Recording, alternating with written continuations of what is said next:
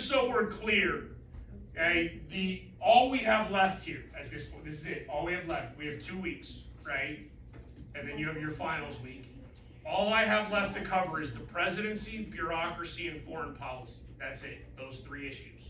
Okay, those are 3 topics. You will take a test a week from Friday on them. It will predominantly be over the presidency, to a lesser degree bureaucracy, and then honestly foreign policy is almost nothing on the test. Yes, the 2 tests and the paper that you wrote. Okay, as far as the paper goes, all right, I've already graded about 1/3 of them. Okay, you will not see your grade until I release all of them at the same time. Okay, so if you're in the top half of the alphabet, yours has already been graded. It's simply saved as a draft and you can't see it yet. Yes, ma'am. Sure. I mean, I was going to send the other 3 people out tomorrow. Oh, we're doing tomorrow? Yeah, there's 4 of y'all. I wasn't going to make you take the test the first day back. I mean, if you would rather do it the first day back, go ahead. Oh, no, there's 4. Yeah, there's 4 of you that need the test. Yeah. Is that a week from Friday? Yes. What? Question? Comment, concern? Oh, comment, concern. What? Stupid question. No such thing. Do you think we can retake the quizzes, chapter 6 and 17, if we open them again? Because that 80's not like great.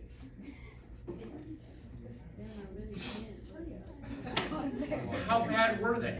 They weren't bad, I just would like better.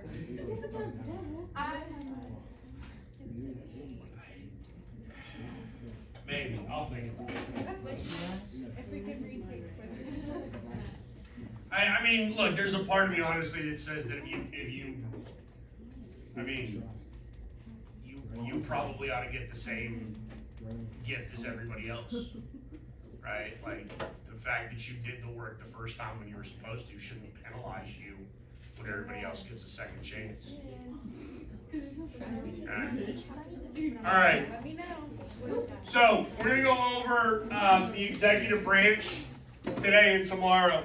My assumption is today, probably all we're going to get through really would be the major powers of the presidency, and there's a number. All right.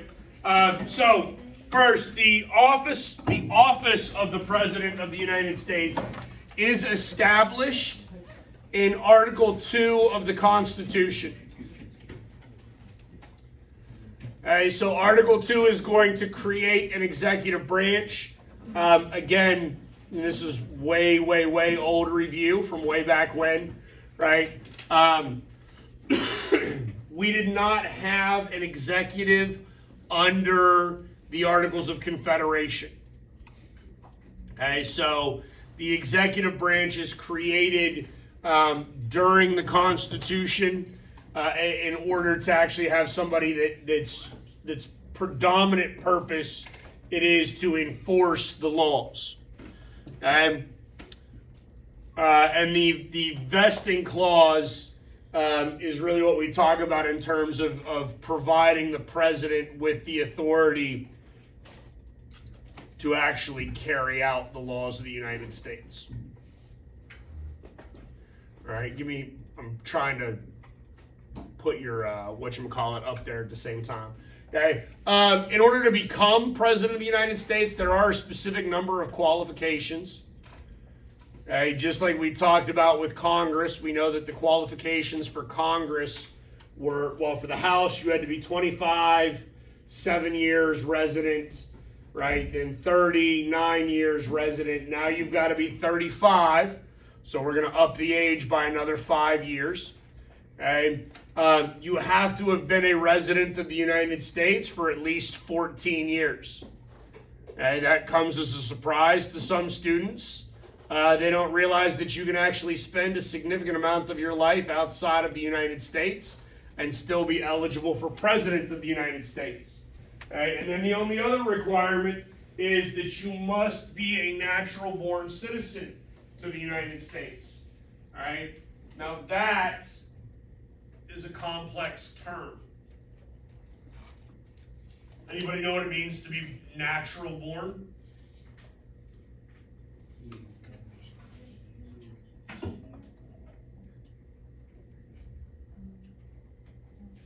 Ted Cruz was born in Canada. Can Ted Cruz be president of the United States? Yes? No? Why not?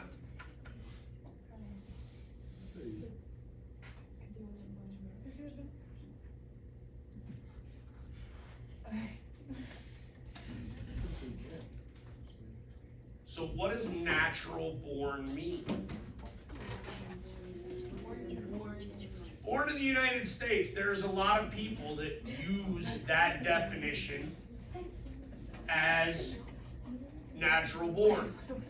Right? Now, if that's true, if that's what we're saying natural born U.S. citizen is, then John McCain, 2008 presidential candidate, not a U.S. citizen. He was born in Panama. Right?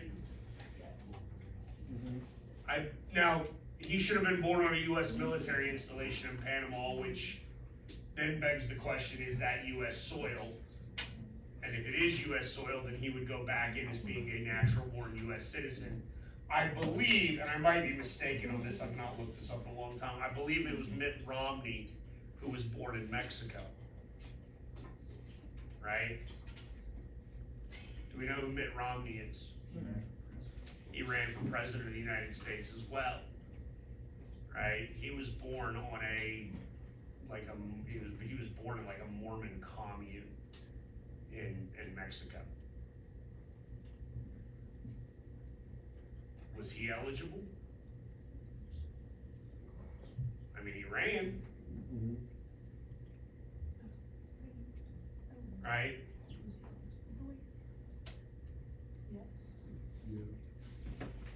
So natural born, just so we're clear, natural born does not have a real definition. Okay, there has been no legal definition for the concept of natural born U.S. citizen. The common usage belief has been that if you are born inside the United States, right, if you were born on U.S. soil, you are a natural born U.S. citizen. Okay? So now, if you, let's just say for the sake of argument, you have a pregnant woman, right, who is traveling into the United States just for fun, right? She's coming for a weekend vacation, right? She's 7 months pregnant, and then all of a sudden there's complications and she goes into labor. Her child is born in an American hospital. Is that child an American? Yes. Yes? Okay, so if I'm Canadian and I just want my kid to be a U.S. citizen, right, and I'm a woman, right, can I waddle across the border right before I give birth, and now all of a sudden I got a U.S. citizen? Like, they have to be documented. Well, sure. Yeah, I mean, I'm going to go to like a U.S. hospital and get it You guys documented. have to live here for a certain amount of years. No, it's for the kid. Oh. Oh, okay, sorry. Okay, so wait, so at that point then, like, the kid can't be deported, but I, the Canadian, can? Yes? So what are we doing with the 1 month old? We just gonna rip the 1 month old away from mom? That's what happened. I don't think they should, but. No, the mom is probably. I don't know. No. We don't do that. We do not do that. As a general rule, we do not deport the mother, period. Then wait. Oh, we can deport the mother once the child is old enough, but we're not gonna deport the mother when the baby's like a month old. Really? That's. Okay, listen, I'm gonna be honest. Now here's the thing. Yeah, even if I'm a terrible person, let's just say for the sake of argument, I'm a terrible person, and I actually don't care about ripping children away from their mothers at all. I don't care, right? We're just gonna operate on this assumption for a minute. Okay? Would I be in favor of deporting the mother in that situation? You probably. I know I still wouldn't. Why? Because I'm not paying for the kid. You don't care, like, you're not. No, I don't want to pay for the child. You're just there. Like, No. If we have a 1-month-old baby that is an American citizen with no parents, who becomes the parents? The state. That's me. Because I pay taxes. I don't want my tax dollars going to that baby. It takes a village. Okay? Because that baby has a mother that should be raising the baby. Do we understand that? No, it's there's not like a legal standard to that, but obviously, well, maybe this isn't obvious. A 1-month-old is significantly more expensive than say a 4-year-old, right? Like when you actually talk about the costs of a child and like the needs of a child, right? Well, the needs like drops the whole time, right? Like the kid needs you less and less and less, right? But as far as like a financial burden, I mean, theoretically that can drop the whole time too if you don't love your children, right? But like teenagers get way more expensive again. The point of all of this is one, to explain to you that there's no clear definition of natural born citizenship. Okay? 2, to get back to Ted Cruz, is Ted Cruz a natural born US citizen? There are a whole bunch of people that would say yes to that question. Even though he is born in Canada, right? And we know his dad is Cuban, yes? Yeah. Did we know that? His dad is Cuban, he was born in Canada, but his mother is an American. So therefore, guys, you understand, like ladies, I can only use you because the guys can't get pregnant, right? Like ladies, you understand that if you're pregnant and you're traveling outside of the United States and you have a baby, you're allowed to bring the baby back home with you. well, duh. Yes? No, don't be like, well, duh. No. That's common sense. I mean, Okay, first of all, there's nothing common about common sense anymore. Okay? And two, if we have people in the United States that advocate for natural birth citizenship as being somebody like only born on US soil, what would prevent them from saying, well, you can't bring your kid back because your kid's not an American?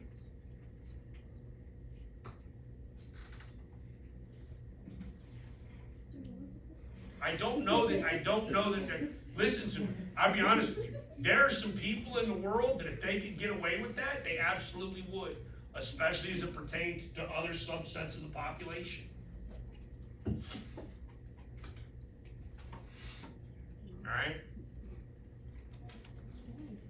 All right, so let's go through the powers of the presidency. There's a lot, and there are a lot of different powers to the presidency. Just like we already talked about with the Constitution and we got into with Congress as well, there are different types of powers. The first are expressed. Expressed simply means that they're expressly or specifically stated in the Constitution. And the President of the United States has a number of express powers. They really break down into these 5 different categories, right? Military, judicial, diplomatic, executive, and legislative.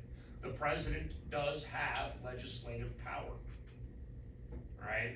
Now again, we'll get to that, but that goes back to that concept of checks and balances that we should have gone over at the very, very beginning.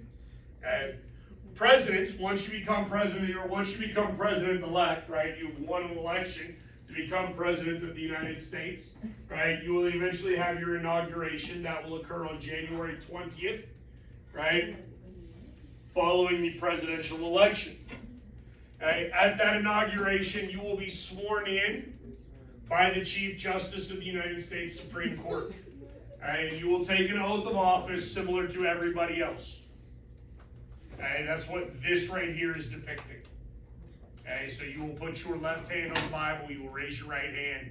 You don't have to put it on a Bible. Some people put it on multiple Bibles, some people, whatever, right? Like, but generally you're gonna swear on like a Bible, and then you raise your right hand, and you repeat after the Chief Justice of the Supreme Court for like 3 minutes. All right, so we'll start with military power. The President of the United States is the Commander-in-Chief. That means the President of the United States is the head of the military. All right, when we talk about presidential powers, and specifically in comparison to congressional powers, one of the things that you need to realize is that there are a whole bunch of issues that exist as it pertains to plurality versus singular power. Most of the time, we provide singular power to the president in those situations or instances in which it would not make sense to have some sort of plural power structure. Okay, the military would be a really good example of this. So we understand that right now there's well, at any given time in the world there are multiple conflicts going on, yes? We know that there's a fairly substantial one going on in the Middle East right now, yeah? Okay, so if Joe Biden told us that we were going to go to war and we were going to aid Israel against Hamas, actually let's not use Joe Biden, he's President of the United States, right? Let's say Mitch McConnell, right? Mitch McConnell got it together long enough to actually string together some coherent sentences, right? And decided that we were going to go to war on behalf of Israel, okay? Would the United States military follow those orders? You mean what you say? Shut up, you're anybody. Would the military follow those orders?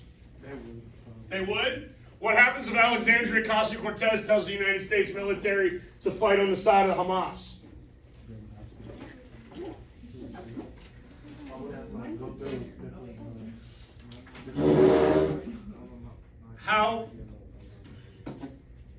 How would the military know what to do?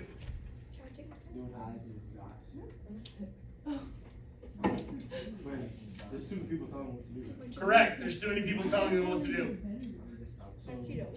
And the military is a very good example in which you need a direct hierarchical structure. That way there is clear, concise information going from one level to the next to ensure that there is clear communication, a clear chain of command, and clear objectives. Those two are not in it, period. Oh, so they don't have to listen. No, when I was in the Marine Corps, I did not give a good rat's ass what Mitch McConnell said. I did not care. Mitch McConnell had no authority over me. The people above who? Well, the person at the highest level of the military is the President of the United States. Right? So if you were to ever join the military, they will, you join the military, they will drill into you who your chain of command is. Right? And the chain of command will go all the way down to your platoon leader. Okay? So it'll go platoon leader, company commander, right? Regimental commander, base commander, all the way up until you get to the Secretary of Defense, and then you get to the President of the United States. Okay? Right? So if let's just say for the sake of argument, when I was in the Marine Corps, that the Sergeant Major of the Marine Corps told me one thing, the Commandant told me another thing, and the President of the United States told me a third thing. Which one am I doing? What the President said, clearly. I don't have to think. I don't have to evaluate who's more important. Right? I have a clear chain of command. That is the highest level of that chain of command. Therefore, that is what I do. Okay? Alright, so the President of the United States is the Commander-in-Chief.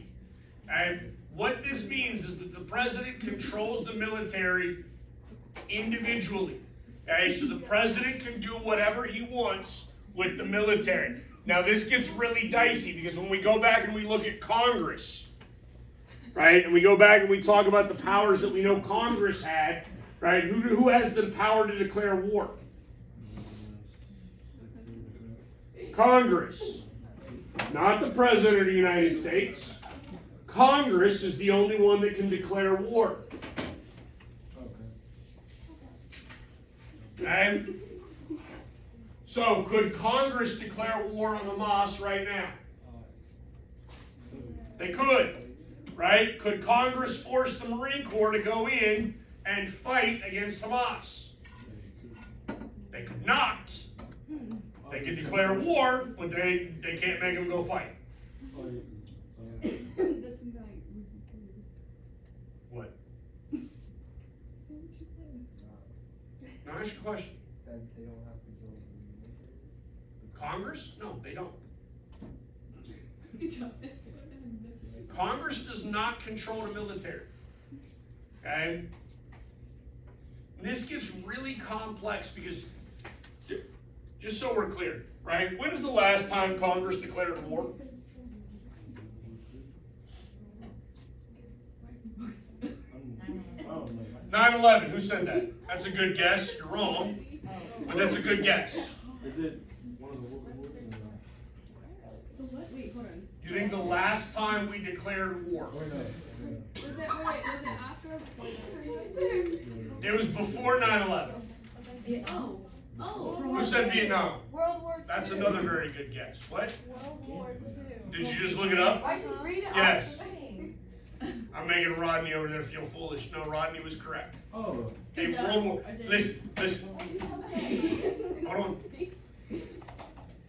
Listen to me. Congress has not declared war since 1941. That war ended in 1945. Since 1945, here are just some of the places that the United States has gone to war.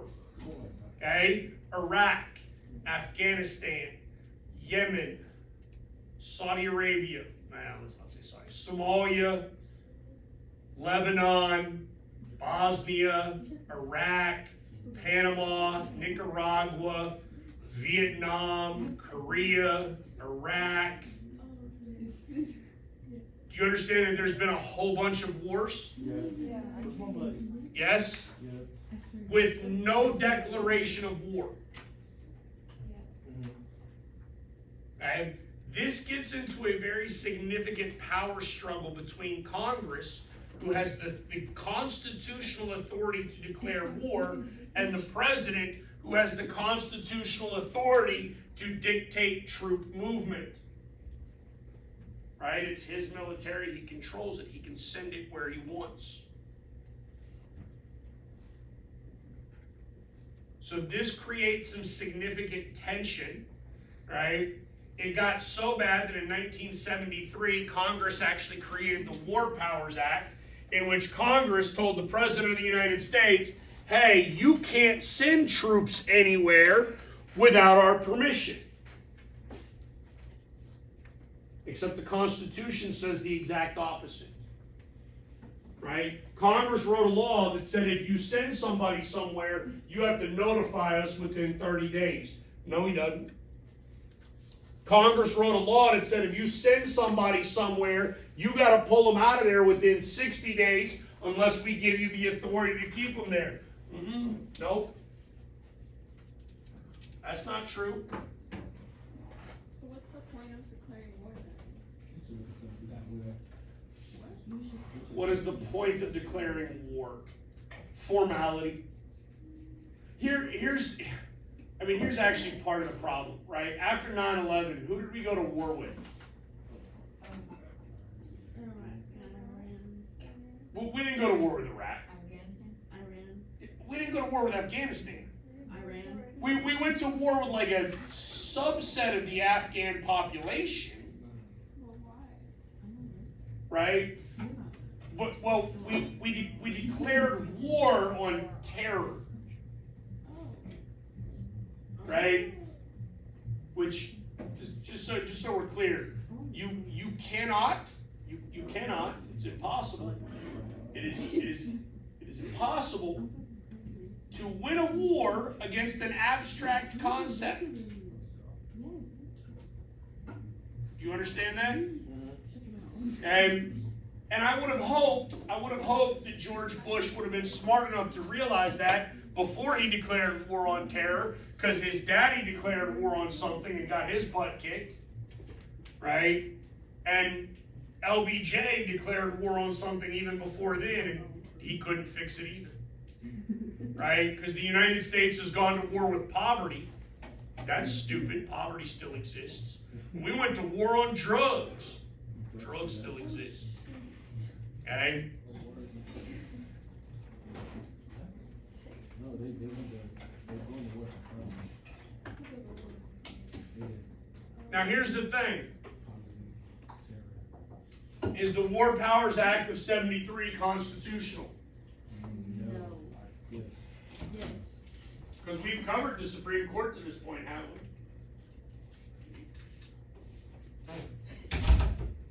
Yes, the Supreme Court is what declares laws to be constitutional or unconstitutional. Is the War Powers Act constitutional? I think so. Somebody said, I think so. Okay, I'll go with that answer. I think so. Actually, I don't think so. But this is part of what I want you to understand about government, right? Has the War Powers Act been challenged before the Supreme Court? No. Has the President of the United States sent troops places for more than 90 days? Yeah. Yeah. We were in Vietnam for nearly 20 years. Right now, granted, the War Powers Act wasn't passed until 73, but what the first war in the first war in Iraq lasted, well, I mean, the war lasted like 3 weeks, right? But then the occupation lasted another 9 months, right? We were in Iraq and Afghanistan for 12 to 15 years. Yes, those would be violations of the War Powers Act. Now, hopefully this helps you understand the concept that laws are ultimately irrelevant if the law is not enforced. And here's the kicker. Who enforces the law? The president. Oh, yeah, he's not going to enforce the War Powers Act, is he? No, because he's saying. No, of course not. Right? Judicial power. The President of the United States does have judicial power. These come down to 3 things, really. Right? Pardons, reprieves, and amnesty. The 2 that I care about, the 2 that you'll actually learn in this concept would be pardons and then amnesty. A pardon is forgiving somebody for a crime. So Richard Nixon had to resign in the 1970s because Richard Nixon was just a terribly flawed individual, right? And the guy that took over for Nixon was Gerald Ford. Ford pardoned Nixon. It means Nixon was actually never charged with any crime, right? Do we know what Nixon's actual crime was? Well, Watergate is a place. That's a hotel, Oh, right? No, I mean, that's where it occurred. oh, You're correct there. That's where it occurred. But here's the thing. Y'all understand Donald Trump has been charged with 91 crimes? What are the crimes?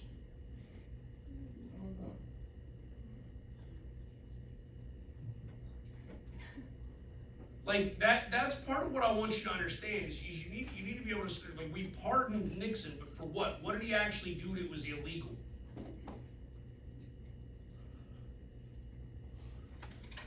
Okay. In the Nixon case, it was illegal wiretapping. And all that means is that Nixon was basically recording conversations and engaged in sort of corporate espionage in a manner in which he shouldn't. Okay? But we're going to forgive him for that. Ford's idea here is basically that the country just needs to move on. The other example I'm going to give you here is amnesty. The best example I can give you, first of all, just so you understand, pardon goes to a single individual, right, for a very specific crime. Amnesty is a blanket sort of pardon to a wide variety of people. Okay? So in the late 1970s, after Gerald Ford left office, we had a guy named Jimmy Carter. Carter comes in, and Carter utilizes amnesty to provide freedom from prosecution for any U.S. citizen who dodged the Vietnam draft. Right? I don't think we've had this conversation in this class yet, so gentlemen, like, put your phone down, pay attention for a minute, right? Once you turn 18, gentlemen, you must register for the draft. It is a law. If you do not register for the draft, okay, you are breaking the law. You will no longer be eligible for federal loans for college. You will no longer be eligible for federal employment later on in life. When I say federal employment, I mean if you, let's just say for the sake of argument, like you do something terrible and you end up in prison right now and then you get out of prison, right, and you are working on a construction crew, right, that your job is just to like lay concrete, and your boss gets a contract to build Highway 10. He has to fire you because you cannot work even as a subcontractor for the federal government. Right? Now the reality is he probably doesn't know and he's not looking it up and he's probably not firing you, but legally he would have to. Okay? Now, what? You're talking about how like drafting military guys. Correct. So like Right now, ladies, you don't have to do it yet. like that, like even if like. Hold on, just today. Today, right now, today, you don't have to do it. Okay. Okay, I will tell you, just so we are crystal clear, there was a congressman, and this is now 4 or 5 years ago, right, who introduced a law that would require the women to register for the draft as well. Okay, women are now eligible. I mean, we want equality in this country, right? Right? Women want economic equality. I'm so mad that women fought for our rights. Now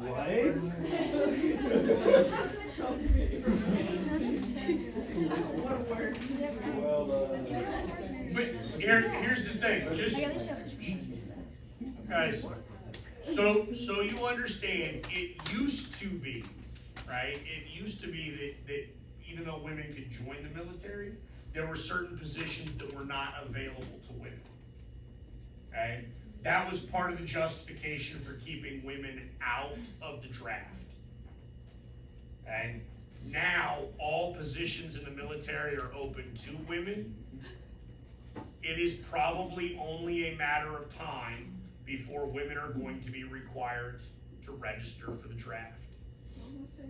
Okay? And here's the thing, I'm gonna go ahead and tell you this right now because there's some data out there that actually says only about a quarter of 18 to 25-year-old men, because that's the draft window, only about a quarter of all 18 to 25-year-old American men are actually physically eligible for the military now. Well, a large part of it is obesity. Oh.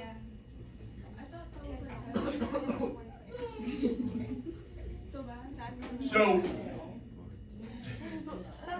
guys, not that you need to know this, right? I'm 6'2". Do you know what my max weight was in the Marine Corps?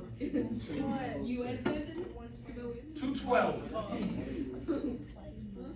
The absolute maximum I could weigh at 6 feet 2 inches was 212 pounds. What if you're like, no, you're not. There's a way around that. They basically, like, they will take the size of your neck in comparison to the size of your waist, and if it's like you're just that yoked, yeah, they can. But no, for the most part.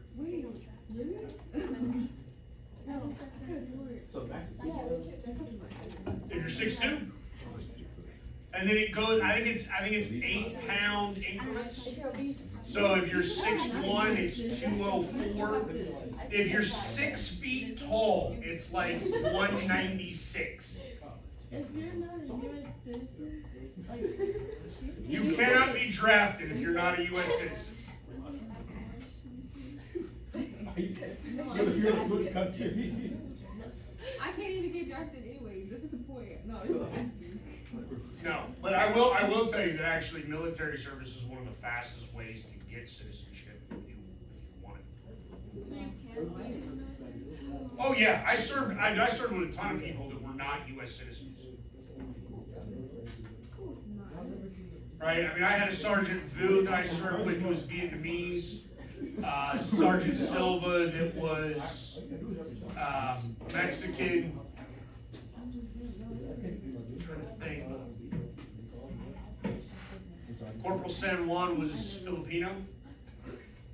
So I mean, there's a actually now that I think about it, Kaw was, I don't know if she was a U.S. citizen though, but she was from Cambodia. Cambodia? Yeah. Yeah. I mean, you meet a lot of people from all over the place. Why did I say All right, that brings us to diplomatic power. That's next. Diplomacy. By the way, do we know what diplomacy is? Okay, diplomacy is basically state power. When I say state power, guys, can I not compete, please? Y'all done had a week off to have all your little side conversations. Okay? State power, meaning the power to deal with foreign countries, right? State is another word for country. Okay, so diplomatic powers are powers as it pertains to foreign countries and foreign relations, foreign affairs. The President of the United States is responsible for making treaties. Now, the Senate has to confirm treaties. You should have learned in a U.S. history class following World War I, Woodrow Wilson helps create the peace. He creates the League of Nations. The League of Nations ultimately fails, and it fails in large part because the United States doesn't join the League of Nations because the U.S. Senate refuses to ratify that treaty. Okay? So the Senate, the Congress, does have some authority there, right? But some of the some of the aspects here of diplomatic powers would be that concept of making treaties, right? But then another one, and again, this is one of those things where it really needs to be a singular entity, is the idea of creating sort of recognition or what I would determine or what I would deem to be legitimacy. That's the term I would use, legitimacy, right? So again, we're going to go back to Hamas and Palestine and Israel because it's a conflict that is currently going on in the world today, right? Is Palestine a country? No, they're not. But should be is a different question. I mean, technically they were before. Okay? Should be is a different question than whether they are. How do we know whether or not Palestine is a real country?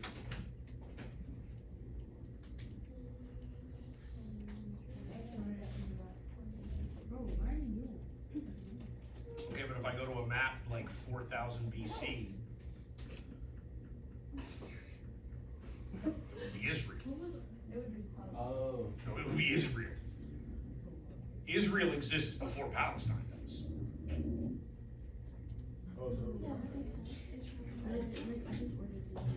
What?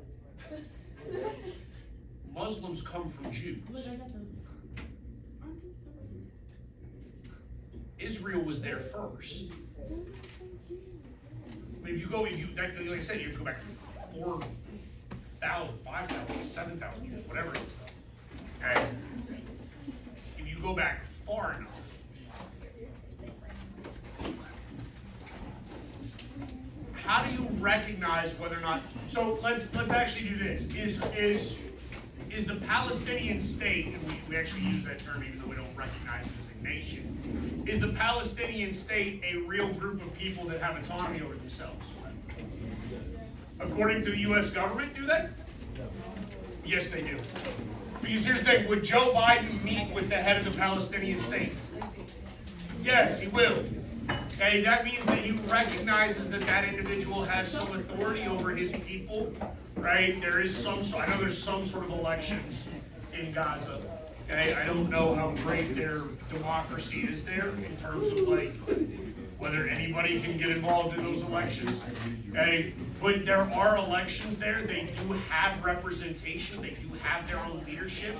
The President of the United States is willing to meet with people like that to provide help. That's legitimacy. They're a real They're